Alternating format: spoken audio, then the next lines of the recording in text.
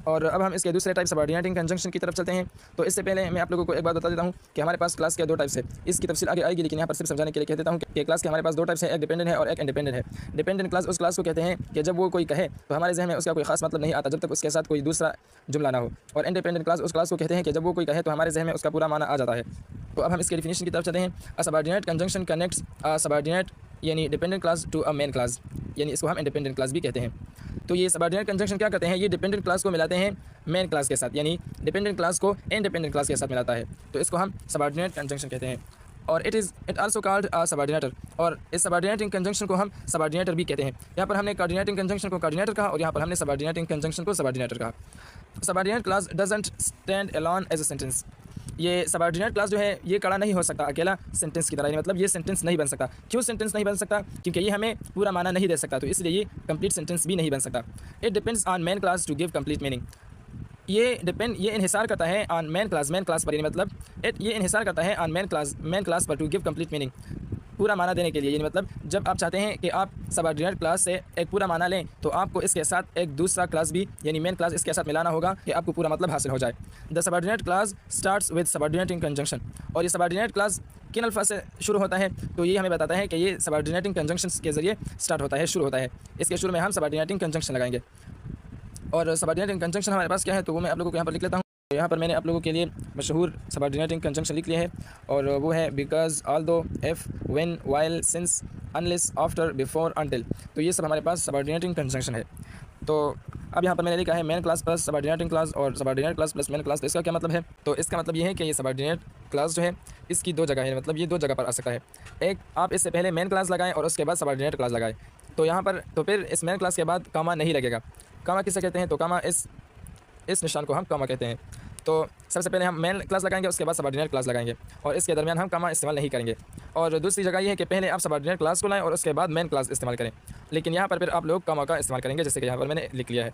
अब मैं आप लोगों को एग्जाम्पल से समझा देता हूँ।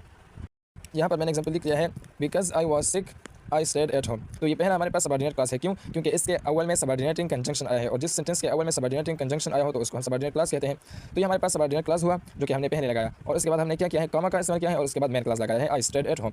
तो ये इसकी पहली जगह थी। और अब हम यहाँ पर ऐसा भी कह सकते हैं कि आई स्टेड एट होम, मैं घर पर रहा। तो यहाँ पर मैंने वो मेन क्लास शुरू में लाया है, और उसके बाद क्या आया है, subordinate class, because I was sick. तो यहाँ पर हम कॉमा का इस्तेमाल नहीं करेंगे। तो खुलासा ये हुआ कि सबऑर्डिनेट क्लास हम दो जगह पर लगा सकते हैं, या तो हम मेन क्लास को पहले लें और उसके बाद सबऑर्डिनेट क्लास लाएं, तो वहाँ पर हम फिर कॉमा का इस्तेमाल नहीं करेंगे, और या सबऑर्डिनेट क्लास को पहले लें और उसके बाद मेन क्लास लाएं, तो फिर हम वहाँ पर कॉमा का इस्तेमाल करेंगे, जैसे कि यहाँ पर हमने कर दिया है। तो ये था आप लोगों का सबऑर्डिनेटिंग कंजंक्शन। तो अब हम इसके तीसरे टाइप की तरफ चलते हैं। तो यहाँ पर हमारे पास इसका तीसरा टाइप है कोरिलेटिव कंजंक्शन। तो कोरिलेटिव कंजंक्शन किसे कहते हैं? कोरिलेटिव कंजंक्शंस और पेयर्ड वर्ड्स। ये कोरिलेटिव कंजंक्शन जो है ये जोड़े अल्फाज होते हैं, मतलब दो अल्फाज होते हैं, एक अल्फाज नहीं होता बल्कि दो जोड़े अल्फाज होते हैं, दे जॉइन वर्ड्स। और ये क्या करते हैं, ये मिलाते हैं अल्फाज को, फ्रेजेस को, या फ्रेजेस को मिलाते हैं और क्लासेस, या फिर क्लासेस को मिलाते हैं। लेकिन किन वर्ड्स और फ्रेजेस और क्लासेस को मिलाते हैं? कंप्लीमेंट्री रिलेशनशिप, जिसका एक दूसरे के साथ तकमीली ताल्लुक हो। तकमीली ताल्लुक का मतलब क्या है? तकमीली ताल्लुक का मतलब है कि ये दोनों एक दूसरे को मुकम्मल करते हो, यानी एक दूसरे को मुकम्मल करने वाला ताल्लुक हो इन दोनों के दरमियान। अब इसका क्या मतलब है? मतलब ये कि ये कोरिलेटिव कंजंक्शन जिन अल्फाज या प्रेजेस या क्लासेस को मिलाएगा वो दोनों प्रेजेस या क्लासेस एक दूसरे से अलग नहीं होंगे। वो पहला जो है वो इस दूसरे पर मुकम्मल होगा और ये दूसरा इस पहले पर मुकम्मल होगा। अगर आप पहले को जिक्र करेंगे और दूसरे को जिक्र नहीं करेंगे तो भी माना ख़राब लगेगा, और अगर आप दूसरे को जिक्र करेंगे और पहले को जिक्र नहीं करेंगे तो भी माना ख़राब होगा। तो इसको हम कंप्लीमेंट्री रिलेशनशिप कहते हैं। यानी कोरिलेटिव कंजंक्शन ऐसे दो अल्फाज होते हैं जो कि वर्ड्स को मिलाते हैं, फ्रेजेस को मिलाते हैं, क्लासेस को मिलाते हैं, लेकिन किस किस्म के अल्फाज को मिलाते हैं? ऐसे अल्फाज या फ्रेजेस या क्लासेस को मिलाते हैं जिसके दरमियान कंप्लीमेंट्री रिलेशनशिप हो, जिसके दरमियान तकमीली ताल्लुक हो, एक दूसरे को मुकम्मल करने वाला ताल्लुक हो। तो ये कोरिलेटिव कंजंक्शन उसको मिलाती है। जैसे कि यहाँ पर हमने एग्जाम्पल लिख लिया है आइदर आर। आपने कभी भी ऐसा नहीं देखा होगा कि आइदर इस्तेमाल हुआ हो और उसके साथ आर का इस्तेमाल नहीं हुआ हो, और ना ऐसा देखा होगा कि नाइदर इस्तेमाल हुआ हो और नार इस्तेमाल नहीं हुआ हो। हमेशा जो है आइदर के साथ आर आता है और नाइदर के साथ नार आता है। और इसी तरह whether or both and not only but also as scarcely, और when, as many, as, rather than, not, but, no, sooner और इसके साथ देन। ये ऐसे अल्फाज हैं कि जो हमेशा जोड़े जोड़े आते हैं, एक साथ आते हैं। ये नहीं कि रदर आया हो देन ना आया हो, या देन आया हो रदर ना आया हो, बल्कि ये हमेशा एक साथ ही आते हैं। अब यहाँ पर मैंने एग्जाम्पल लिख लिया है, ही मे बाय आइदर अ लैपटॉप और अ मोबाइल। वो शायद ख़रीदे, क्या ख़रीदे? आइदर अ लैपटॉप, या लैपटॉप, और अ मोबाइल, या मोबाइल को। तो यहाँ पर इन दोनों के दरमियान तकमीली ताल्लुक है। कैसा तकमीली ताल्लुक है? तकमीली ताल्लुक हमने कहा कि किस ताल्लुक को कहते हैं कि एक दूसरे को मुकम्मल करते हैं, तो इसको हम तकमीली ताल्लुक कहते हैं। तो अगर हम कहें कि ही मे बाय आइदर अ लैपटॉप, वो या तो लैपटॉप ख़रीदेगा और हम खामोश हो जाए, तो हम पूछेंगे कि और क्या बताना चाहते हैं आप? तो हमें ये पूरा माना नहीं देता। तो इसलिए इसको मुकम्मल कौन करेगा? Are a mobile. तो इसको इस आर ने मुकम्मल कर दिया। और अगर हम सिर्फ तो इसलिए इस आर ने इसको मुकम्मल कर दिया, तो इसको हम तकमीली ताल्लुक़ कहते हैं, मतलब एक दूसरे को मुकम्मल करने वाला। तो यहाँ पर इस आर मोबाइल ने मुकम्मल कर दी बात कि या तो वो लैपटॉप ख़रीदेगा या मोबाइल ख़रीदेगा। और अगर हम सिर्फ ये कहें कि आर ए मोबाइल या मोबाइल, तो हम फिर पूछेंगे कि आप क्या कहना चाहते हैं।